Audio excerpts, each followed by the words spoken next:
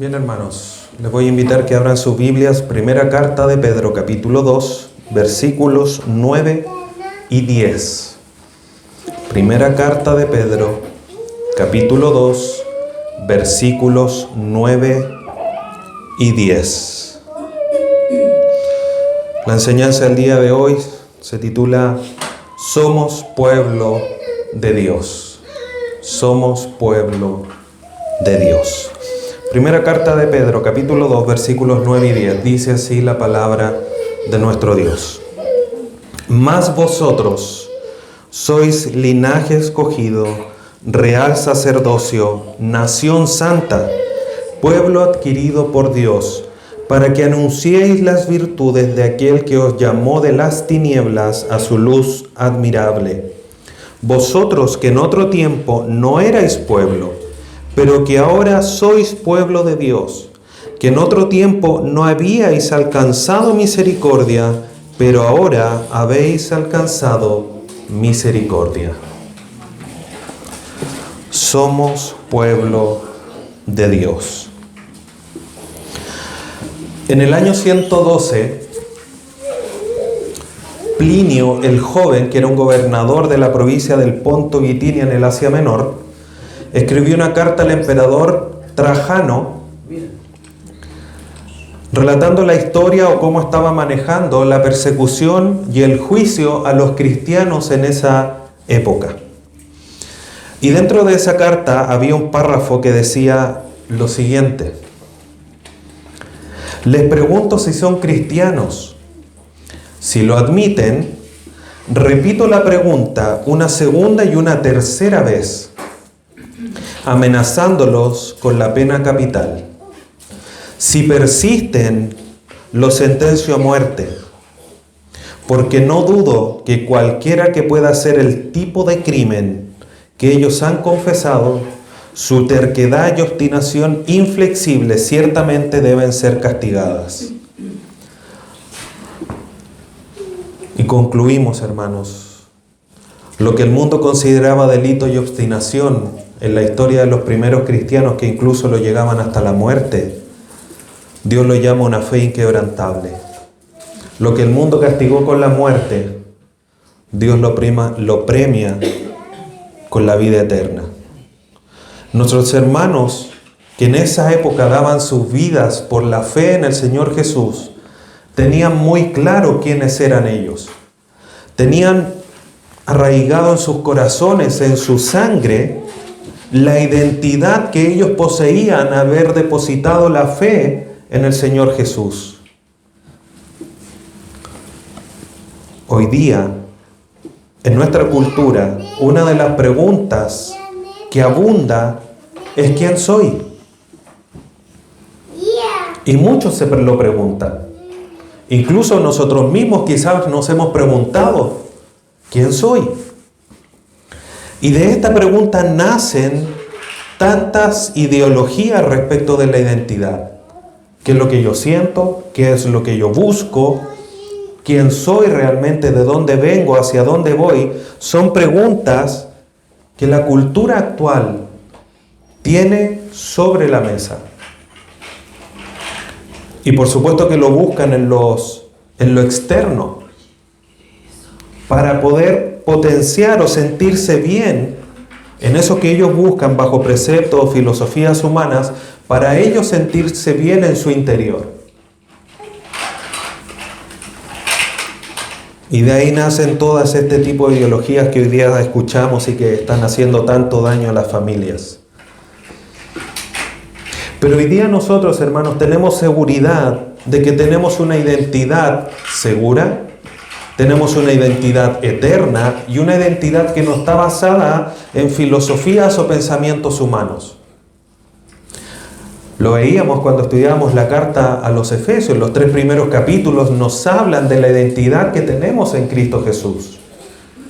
Pedro, hoy día en su escrito, escribiéndole a los hermanos perseguidos justamente, que quizás se preguntaban y quizás enfrentaron la muerte muchos de ellos, Pedro les escribe para que reafirmen su identidad. que tienen por supuesto en Cristo Jesús. Hoy día nosotros nos podríamos preguntar, ¿quiénes somos? ¿O sabemos nosotros quiénes somos? ¿Saben ustedes quiénes son? A la luz de este pasaje que acabamos de leer, vamos a responder a esta pregunta. ¿Quiénes somos? Versículo 9. Pedro comienza diciendo, mas vosotros sois. Parte introduciendo la respuesta a esta pregunta. ¿Quiénes somos? Vosotros sois. Y parte esta respuesta haciendo un contraste. Dice, mas vosotros, que lo podríamos leer incluso como un, pero vosotros son, ustedes son. ¿Pero por qué un pero? Y tenemos que retroceder al versículo anterior para poder entender por qué dice más vosotros. La última parte del versículo 8 dice, porque tropiezan en la palabra siendo desobedientes a la cual fueron destinados. Y recordamos que hablábamos de los hijos de desobediencia, que no obedecen a la palabra de Dios, que son ajenos a lo que Dios está ordenando a través de su palabra, lo desecharon, como veíamos en los pasajes que estudiábamos el domingo anterior, y a través del rechazo de no ser obedientes, obviamente ellos llegan al destino que Dios de manera general estableció para aquellos que no creen, que es la condenación eterna. Entonces tenemos este contraste de aquellos que no creen, que son incrédulos, que van a la condenación, y Pedro dice ahora, más vosotros, o sea, ustedes no son de estos que se van a condenación. Ustedes no son de los hijos de desobediencia. Ustedes son. Y va obviamente a entregar todo el detalle. Y establece entonces esta comparación ilustrativa entre creyentes e incrédulos. Los incrédulos desobedientes a la orden de Dios y los creyentes, obviamente que no los menciona, pero se da a entender, más vosotros sois. Y esta comparación, hermanos, la hace en base a bendiciones que el pueblo de Dios recibe. Ya hemos visto algunos en el primer capítulo. Pero Pedro ahora menciona 4 bendiciones que el creyente recibe en términos de posición, en términos de lo que es, y que manifiestan la grandeza de Dios en cuanto a nuestra salvación. Porque Dios no es solamente que nos salve, sino que también nos hace un cambio de vida. Y Pedro, luego de decir, vosotros sois, nombra estas 4 bendiciones. ¿Cuáles son? Linaje escogido, real sacerdocio, nación santa, pueblo adquirido por Dios. Entonces, de buena a primera nosotros podríamos decir, ¿quiénes somos? Bueno, somos linaje escogido, real sacerdocio, nación santa, pueblo adquirido por Dios. O sea, ni siquiera tenemos una identidad, sino que tenemos una identidad muy profunda, muy real en Dios. Pedro comienza diciendo, linaje escogido. Linaje, y esto es muy interesante, hermanos. Linaje viene del griego genos, de donde viene genética o genoma, todas esas palabras relacionadas. Que obviamente en la traducción habla de una raza o un pueblo que tiene una genética en común. Por ejemplo, cuando hablamos del pueblo, no sé, de la raza de los asiáticos. Todos tienen un genoma en particular porque tienen un color de piel singular, una estructura de sus ojos singular, un pelo, etc. Tienen todos una genética similar, parecida. ¿Qué es lo que está refiriéndose aquí? Este linaje es escogido de la palabra griega eklekton, que quiere decir seleccionado, que es una palabra que ya hemos estudiado. Y lo mencionamos en la ilustración, cuando uno iba a comprar una fruta a alguna feria, al supermercado, seleccionaba, elegía. Entonces, Pedro nos está diciendo aquí que nuestra primera identidad es que nosotros somos hemos sido escogidos para formar parte de un grupo de personas que tienen un mismo linaje genético. Entonces, vamos introduciéndonos a esto. Lo primero, Pedro ya nos dijo en el versículo 2 que nosotros éramos escogidos, según la presencia de Dios Padre, ¿no es cierto? Un pasaje que ya hemos estudiado. Y Pedro no está diciendo algo contrario, algo que ya no haya dicho. Porque si vamos al versículo 23 del capítulo 1, dice, siendo renacidos no de simiente corruptible, sino de incorruptible. Hemos sido renacidos, hemos sido regenerados porque era necesario, lo que Jesucristo le dijo a Nicodemo, es necesario que vuelvas a nacer. Esa regeneración, eso de volver a ser hechos, es porque ahora tenemos la naturaleza divina, porque hemos sido nacidos de una simiente incorruptible. Por lo tanto, tenemos la genética de Dios.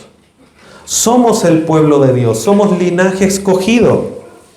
Por lo tanto, ya no importa la genética de donde vivimos, sino que importa la genética o nuestra nueva genética, porque somos linaje de Dios. Ya no importa quién es nuestro padre, nuestra madre, nuestros antepasados, porque ahora en nuestro linaje espiritual somos hijos de Dios. Y Dios nos escogió para que fuéramos de su linaje, fuéramos de su descendencia.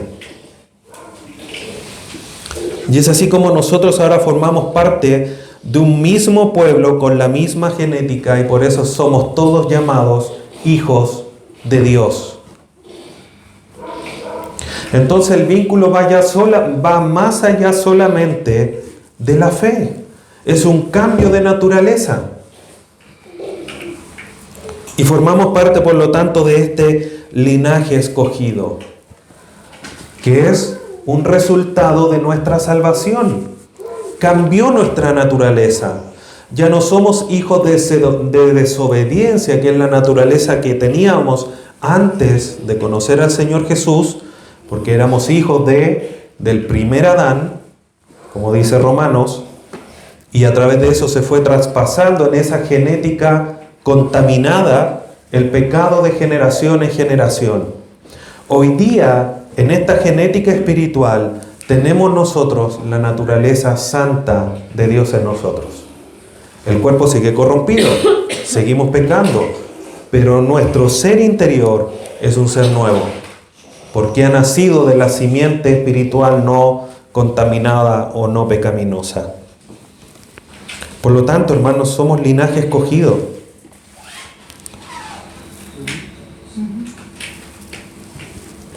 Regenerados para tener la misma naturaleza de Dios. Esa es la primera identidad que nosotros tenemos, o la primera parte de la identidad que tenemos. Somos el pueblo seleccionado de Dios, teniendo su misma naturaleza.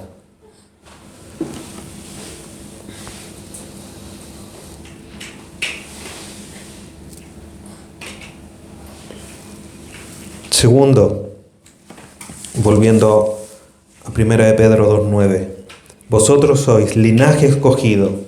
Segundo, real sacerdocio.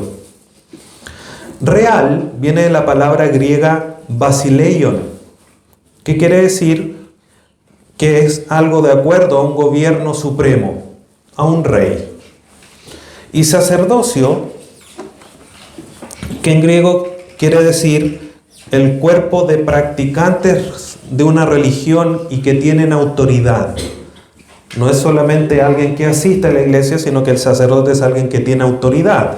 Y lo vemos eso también en el Antiguo Testamento, porque los sacerdotes eran quienes tenían la autoridad de servir en el templo o en el tabernáculo propiamente tal.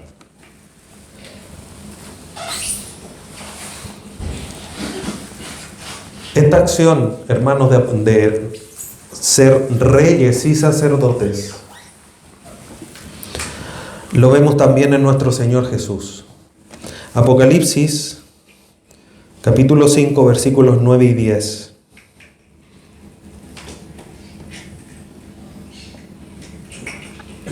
Dice, y cantaban un nuevo cántico diciendo, digno eres de tomar el libro y de abrir sus sellos, porque tú fuiste inmolado y con tu sangre nos has redimido para Dios, de todo linaje y lengua y pueblo y nación. Y nos has hecho para nuestro Dios reyes y sacerdotes, y reinaremos sobre la tierra.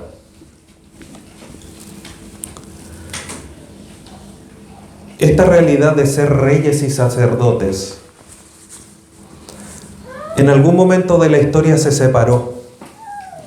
Cuando llegó la monarquía, estamos hablando ya por el tiempo del rey Saúl, en la historia de Israel, los que eran reyes no podían ofrecer el servicio en el templo. Entonces estaban los reyes y estaban los sacerdotes. Y no podían hacer las dos cosas ellos mismos. Estaban completamente separados.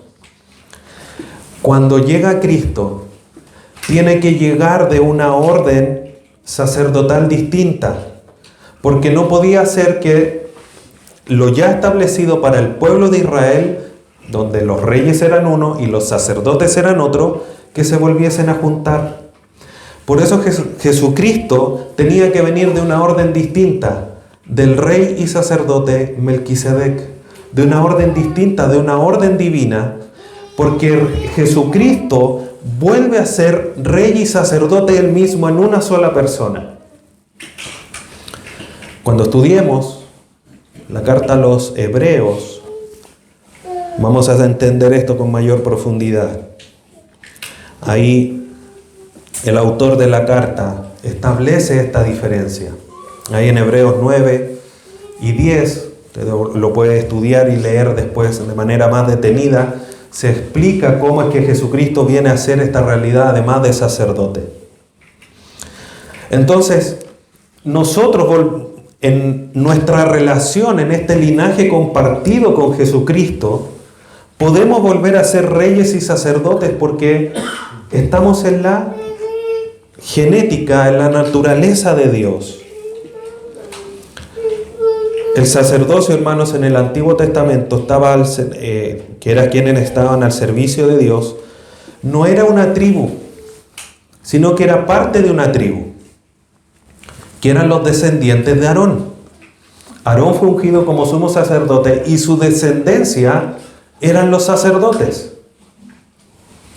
Solo ellos podían ofrecer sacrificio, nadie más. Hoy día nosotros, hermanos, a través de esta relación con el Señor Jesús, podemos ofrecer sacrificio delante de Dios. Que estudiamos la clase, o la semana pasada, mejor dicho, que nosotros debíamos ser edificados como casa espiritual y sacerdocio santo, para ofrecer sacrificios agradables a Dios por medio del Señor Jesucristo. ¿Por qué nosotros podemos ofrecer sacrificios a Dios? Es porque a través de Jesucristo somos sacerdocio santo, real. Y por eso podemos entrar ante el trono de Dios, porque nuestro sumo sacerdote Cristo ya está delante de la presencia eterna de Dios. Y nosotros como sacerdotes podemos ofrecer los sacrificios. Vamos a Hebreos, por favor, abran sus Biblias. Hebreos capítulo 10. No vamos a leer todo el pasaje, eso les queda a ustedes para tarea para su casa. Pero Hebreos 9 en adelante habla de esta realidad del sacerdocio de Cristo. Hebreos 10, 11 al 14. Dice lo siguiente: y ciertamente todo sacerdote está día tras día ministrando y ofreciendo muchas veces los mismos sacrificios que nunca pueden quitar los pecados, haciendo referencia a los sacerdotes del Antiguo Testamento. 12. Pero Cristo, aquí está la distinción, habiendo ofrecido una vez para siempre un solo sacrificio por los pecados, se ha sentado a la diestra de Dios. De ahí en adelante, esperando hasta que sus enemigos sean puestos por estrado de sus pies, porque con una sola ofrenda hizo perfectos para siempre a los santificados. Cristo entró delante del trono de Dios y ofreció el sacrificio perfecto y único para santificar a todos los demás. Los sacerdotes no podían hacer eso, tenían que estar de manera permanente haciéndolo. Versículos 19 al 25 del mismo capítulo. Así que, hermanos, teniendo libertad para entrar en el lugar santísimo por la sangre de Jesucristo, que es el sacrificio perfecto, por el camino nuevo y vivo que Él nos abrió a través del velo que es, esto es, de su carne, y teniendo un gran sacerdote sobre la casa de Dios, acerquémonos. ¿Cómo comenzábamos el domingo anterior la enseñanza? ¿Con qué palabra? Acérquense. Acerquémonos con corazón sincero, en plena certidumbre de fe, purificados los corazones de mala conciencia y lavados los cuerpos con agua pura. Mantengamos firme sin fluctuar la profesión de nuestra esperanza, porque fiel es el que prometió. Y consideremos unos a otros para estimularnos al amor y a las buenas obras, no dejando de congregarnos como algunos tienen por costumbre. Entonces, a través del sacrificio de Cristo, hermanos, hoy día nosotros somos sacerdotes y podemos entrar ante la presencia de Dios para ofrecer servicio a Dios, un sacrificio a Dios. Por eso Pablo le dice a los romanos: os ruego por la misericordia de Dios que presentéis vuestros cuerpos en sacrificio vivo y santo. Porque hoy día nosotros podemos ofrecer ese sacrificio. Y a través de Cristo vamos a reinar y ser sacerdotes junto a Él, que es Rey y sacerdote. Apocalipsis 26.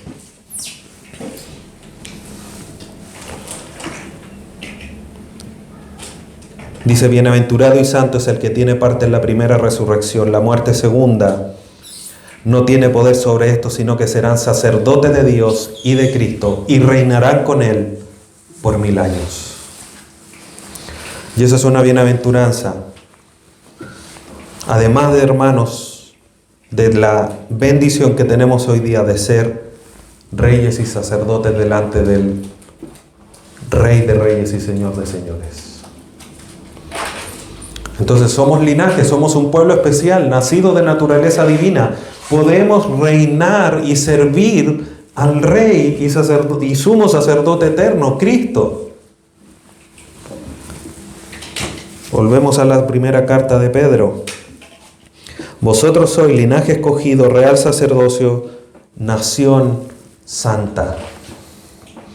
Nación viene del griego esnos, que habla del grupo de personas que tienen un vínculo cultural y o geográfico. Por ejemplo, nosotros acá en Chile somos una nación y tenemos un vínculo cultural y geográfico, pero no todos tenemos la misma genética. Y santa, que viene del griego hagión, que habla de poseer pureza. Somos una nación pura, una nación santa. Entonces Dios, al escogernos, nos escoge para ser un grupo con una identidad distintiva.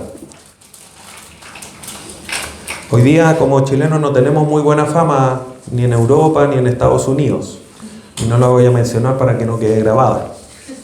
Pero ustedes ya todas la saben.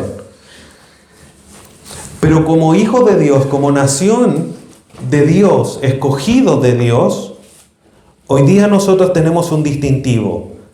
¿Y cuál es ese distintivo? ser santos. Pedro ya lo menciona y le dice a los hermanos, sean santos porque Dios es santo. Pablo a los de Efesios le dice que Dios nos escogió, nos predestinó para que fuéramos puros y sin manchas delante de Él. Entonces nosotros, hermanos, tenemos que ser una nación, un grupo de personas con un vínculo geográfico y cultural, pero obviamente no humano, no terreno, sino que celestial. Porque nuestra cultura ahora es vivir la vida que Dios nos dio y que tenemos en nosotros. Pablo dice en Gálatas 2:20, ya no vivo yo, sino que Cristo vive en mí. Y lo que vivo ahora en la carne, lo vivo en la fe del Hijo de Dios, el cual me amó y se entregó a sí mismo por mí. Ya no hay una cultura humana, hay una cultura divina, porque vivo la vida que Cristo me dio. Y este distintivo, hermanos, no es una opción. Es la manera que recibimos en nuestro nuevo nacimiento. Si vemos a Efesios 4:22, dice, en cuanto a la pasada manera de vivir, despojaos, deséchenla del viejo hombre, que está viciado conforme a los deseos engañosos, y renovaos en el espíritu de vuestra mente, y vestíos del nuevo hombre, creado según Dios en la justicia y santidad de la verdad. Entonces este distintivo, hermanos, no es opcional, sino que es la forma que tiene que verse en nosotros, porque somos nación de Dios. Ya no hay fronteras ni cultura que estorben. No, es que yo siempre lo he hecho así, es que en mi país no, es que ahora somos una nación distinta. Todas las fronteras, las culturas se rompen y nos unimos en un solo pueblo, teniendo un vínculo mayor, una geografía mayor, que es la ciudad celestial, que es la cultura de Dios. Por eso que ahora somos extranjeros y peregrinos en esta tierra. Hebreos 11:13 dice, conforme a la fe murieron todos estos sin haber recibido lo prometido, sino mirándolo de lejos y creyéndolo y saludándolo y confesando que eran extranjeros y peregrinos sobre la tierra. Hebreos 13:14, porque no tenemos aquí ciudad permanente, sino que buscamos la porvenir. Ahí está la geografía que nos une, la ciudad porvenir. Filipenses 3:20, mas nuestra ciudadanía está en los cielos, de donde también esperamos al Salvador, al Señor Jesucristo. Por lo tanto, nuestra nación es celestial.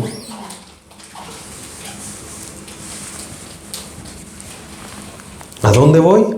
A la ciudad celestial, a la ciudad de Dios. Entonces, hermanos, somos linaje escogido, real sacerdocio, nación santa, pueblo adquirido por Dios. Pueblo del griego laos, que significa algo similar a nación, haciendo referencia a personas que se vinculan por la cultura, por la geografía. Adquirido quiere decir algo que de lo que se ha tomado posesión. Nosotros, hermanos, somos posesión privada y exclusiva de Dios. Dios nos compró por precio. Primera carta a los Corintios 6:20 dice lo siguiente: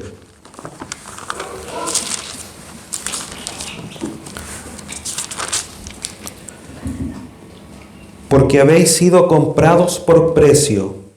Glorificad pues a Dios en vuestro cuerpo y a vuestro espíritu, los cuales son de Dios. 1 Corintios 7:23. Por precio fuiste comprado, no os hagáis esclavos de los hombres. ¿Cuál es el precio que costó nuestra redención? Primera de Pedro 1:19. Sino con la sangre preciosa de Cristo, como de un cordero sin mancha y sin contaminación. Abro un paréntesis. Muchas veces se dice que fuimos comprados a precio de sangre. Bíblicamente eso es correcto. Lo acabamos de ver. Pero no hay un versículo que diga fuiste comprado a precio de sangre. ¿Ya? Entonces decir, por ejemplo, como dice el versículo que fuimos comprados a precio de sangre, no es del todo correcto porque son al menos dos versículos que necesitamos para verificar esa verdad. 1 Corintios 6:20, 1 de Pedro 1:19. En los dos vemos que dicen que fuimos comprados por precio y Pedro nos enseña que es el precio de la sangre de Cristo, no con cosas corruptibles como la plata y el oro, como dice el versículo anterior. Entonces, fuimos comprados a precio de sangre, hermanos. Adquiridos por Dios a través del derramamiento de la sangre del Cordero de Dios. Por lo tanto, ya no nos pertenecemos a nosotros mismos, sino que somos posesión de Dios. Hechos 20:28. Por tanto, mirad por vosotros y por todo el rebaño en el Espíritu Santo, en que el Espíritu Santo ha puesto por obispos para apacentar la iglesia del Señor, la cual Él ganó por su propia sangre.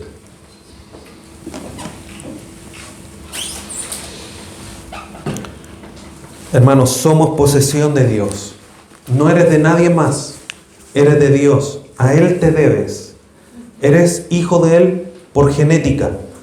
Eres rey y sacerdote por Él y para Él. Eres parte de la nación santa que espera la ciudadanía celestial y estás seguro que eres de Él porque Él te compró derramando su sangre. Y eso nos da la certeza, hermanos, de que va a cumplir sus promesas y que va a venir por nosotros. Efesios 1:14. Hablando del Espíritu Santo, que es las arras, es la garantía de nuestra herencia hasta la redención de la posesión adquirida para la alabanza de su gloria.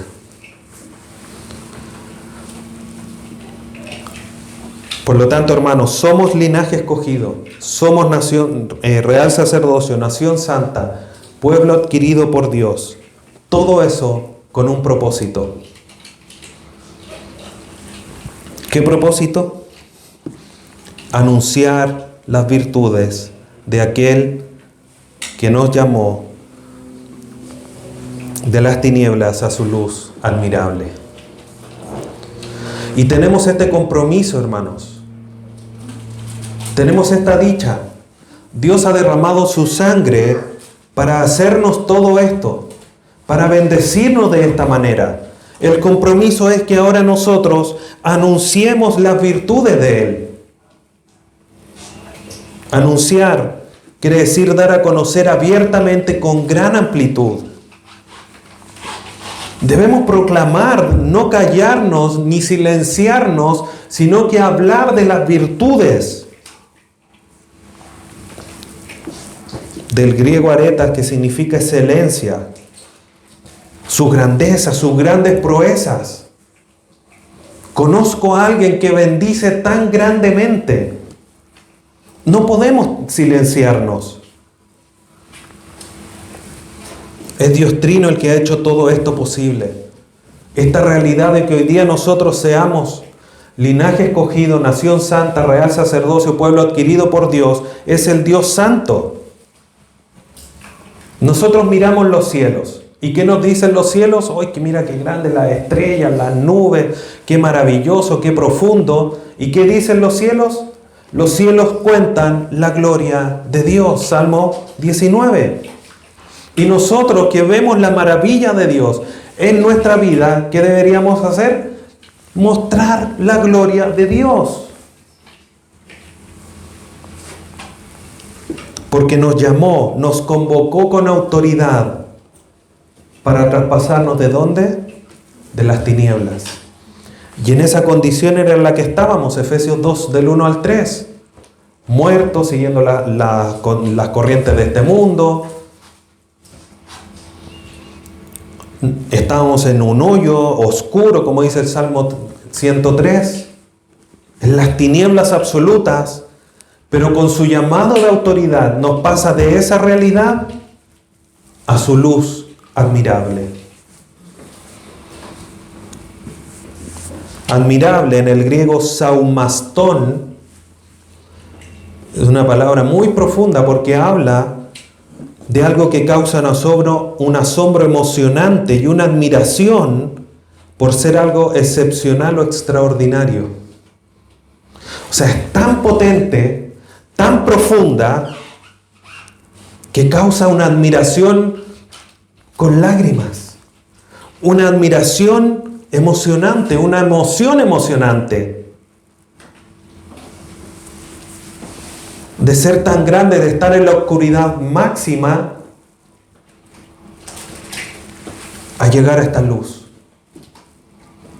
Es como cuando los niños no le temen a la oscuridad y lloran y se desesperan, pero ven una pequeña luz y llega una tranquilidad.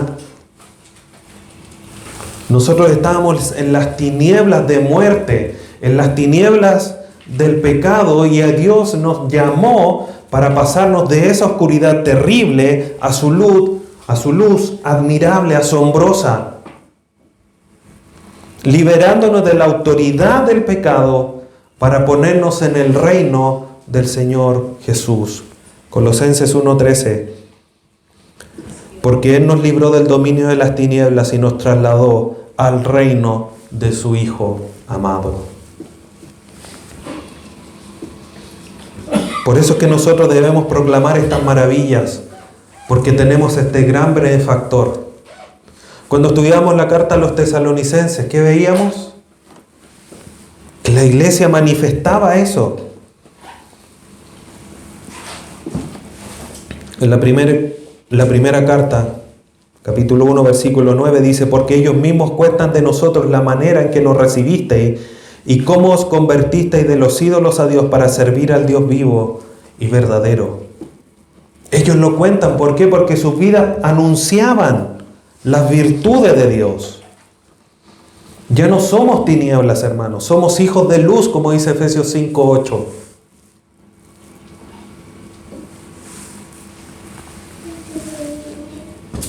Compartimos esa genética divina. Busquen Mateo 5:14.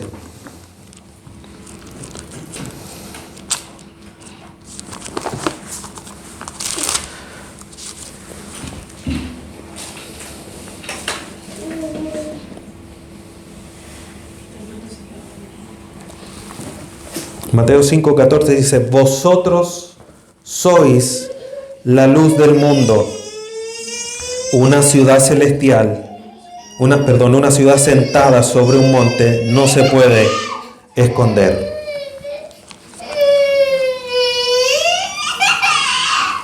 Si Dios es la luz, y ahora Jesucristo dice: vosotros sois la luz. ¿Por qué? Porque mantenemos la naturaleza de Dios, porque nacemos de nuevo. Por eso no podemos esconder esta realidad, hermanos. Somos linaje escogido, real sacerdocio, nación santa, pueblo adquirido por Dios, para que anunciemos. No podemos andar escondiéndonos. Una ciudad asentada en el monte no se puede esconder.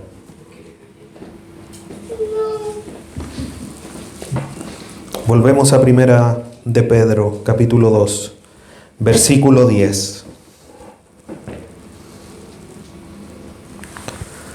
Hermanos, este pasaje nos lleva a una historia en el Antiguo Testamento, pero vamos a leerlo primero.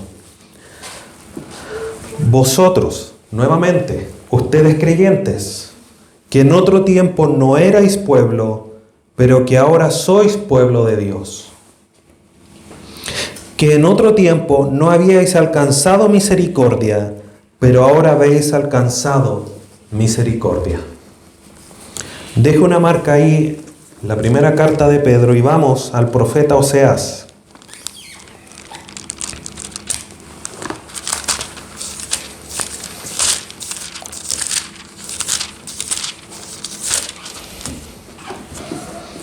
Si hay un libro en las Escrituras que habla respecto del gran amor de Dios, es Oseas. Y al parecer, Pedro, cuando escribe la carta, este versículo que acabamos de leer, al parecer tiene en mente la historia de Oseas. Mire lo que dice Oseas 2:23. Oseas, capítulo 2, versículo 23. Y la sembraré para mí en la tierra, y tendré misericordia de lo Ruama, y diré a lo Ammi, tú eres pueblo mío, y él dirá, Dios mío. Suena un poco trabalengua porque no sabemos quién es lo Ruama ni lo Ammi. Vamos a revisar rápidamente, porque no es el tema de hoy estudiar el libro de Oseas, pero para poder entender esto, hermanos, y ver la profundidad que tiene. Oseas, profeta de Dios, fue ordenado a casarse con Gomer. Capítulo 1, versículos 2 y 3. El principio de la palabra de Jehová por medio de Oseas, dijo Jehová a Oseas, ve y tómate una mujer fornicaria, hijo de fornicación, porque la tierra fornica apartándose de Jehová. Fue pues y tomó a Gomer, hija de Diblaim, la cual concibió y le dio a luz un hijo. Dios mandando a Oseas a que se casara con una mujer, Gomer, que era fornicaria.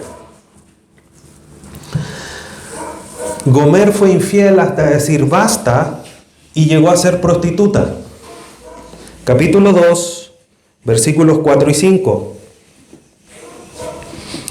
Dice, porque su madre se prostituyó, la que los dio a luz se deshonró porque dijo, iré tras mis amantes que me dan mi pan y mi agua, mi lana y mi lino, mi aceite y mi bebida. Por tanto, he aquí, yo rodaré de espinos su camino, le acercaré de setos y no hallará sus caminos. Esa era Gomer. O sea, se casó con una mujer que le fue infiel y llegó a ser prostituta. Y con esta mujer, Oseas tuvo 3 hijos. El primer hijo, Oseas capítulo 1, versículo 4, se llamaba Jezreel. Dice, le dijo Jehová, ponle por nombre Jezreel, porque de aquí a poco yo castigaré a la casa de Jehú por causa de la sangre de Jezreel, y haré cesar del reino de la casa de Israel. Jezreel significa Dios siembra. Y a través de Jezreel manifestó todo lo que iba a sucederle al pueblo de Israel. Le dio un segundo hijo que se llamaba Lo Ruama, que significa no compadecida. Oseas 1:6. Concibió ella otra vez y dio a luz una hija, y le dijo Dios, ponle por nombre Lo Ruama, porque no me compadeceré más de la casa de Israel, sino que los quitaré del todo. Lo Ruama, no compadecida. Y tuvieron un tercer hijo, Lo Ammi, que significa no pueblo mío. Versículos 8 y 9. Después de haber destetado a Lo Ruama, concibió y dio a luz un hijo. Y dijo Dios, ponle por nombre Lo Ammi, porque vosotros no sois mi pueblo, ni yo seré vuestro Dios. Por eso si volvemos a leer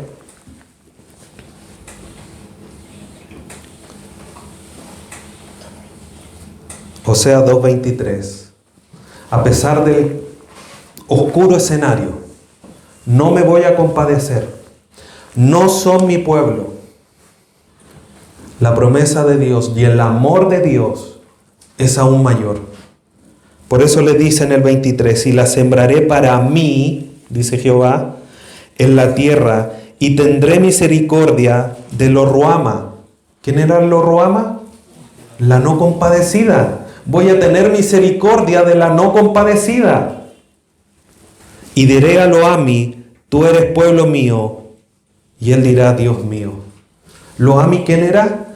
Tú no eres mi pueblo, pero los voy a sembrar en mi tierra. Los voy a adquirir para mí. Los voy a hacer un sacerdocio santo, un real sacerdocio, una nación santa. Los voy a adquirir para mí. Van a ser un linaje escogido, porque yo voy a manifestar mi misericordia y van a pasar a ser mi pueblo.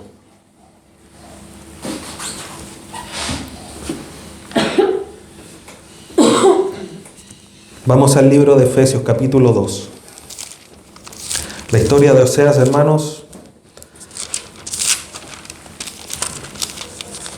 es muy, muy profunda y nos enseña del amor de Dios. Y nosotros éramos tal cual como Lo Ruhamah, como Lo Ammi.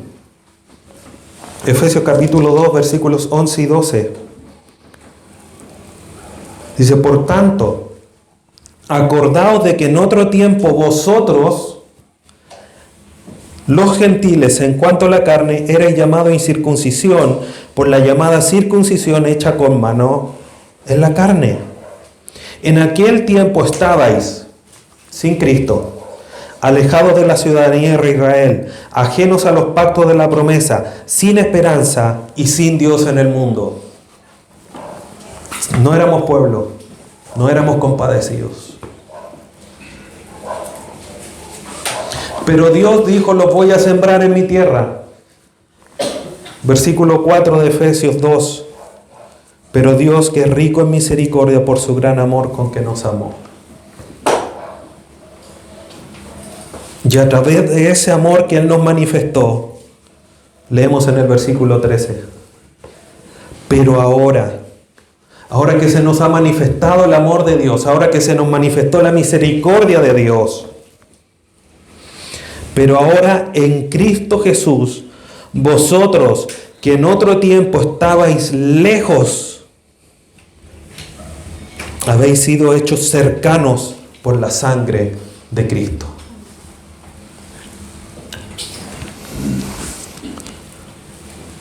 Porque en otro tiempo no éramos pueblo, pero ahora somos hechos pueblo de Dios, nación santa, linaje escogido, pueblo adquirido por Dios. Que en otro tiempo no habíais alcanzado misericordia, pero ahora habéis alcanzado misericordia, porque Dios nos ha dado una esperanza, nos ha dado la fe, nos ha hecho tener una esperanza viva, nos ha reconciliado con Él, nos ha dado su Hijo, nos ha comprado por precio de sangre.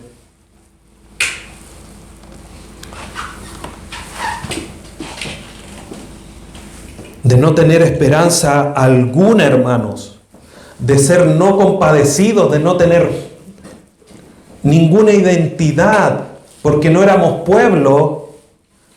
Hoy día tenemos una esperanza viva, verdadera, hermosa. Primera carta de Juan 3:2.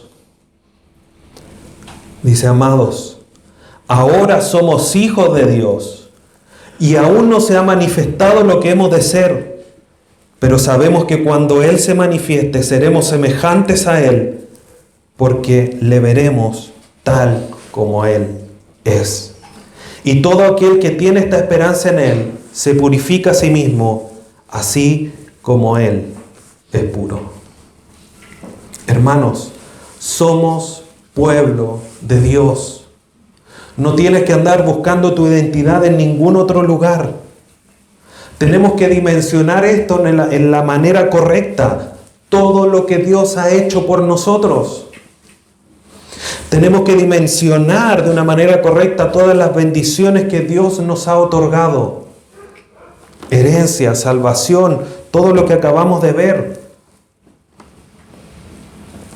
Y dimensionar y vivir de acuerdo a ese compromiso que hoy día nos toca cumplir. Como decía Juan recién, todo el que tiene esta esperanza se purifica.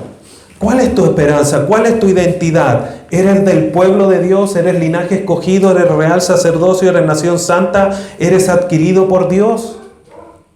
Tenemos que vivir manifestando esa realidad, anunciando las virtudes de este benefactor tan maravilloso que es nuestro Padre eterno. El Dios y Padre de nuestro Señor Jesucristo, que también es nuestro Dios y también es nuestro Padre. No podemos callar esta bendición, hermanos. Tenemos que anunciar, si no es de palabra, con nuestra vida, viviendo de una manera santa, viviendo de una manera temerosa de Dios y viviendo amándonos los unos a los otros.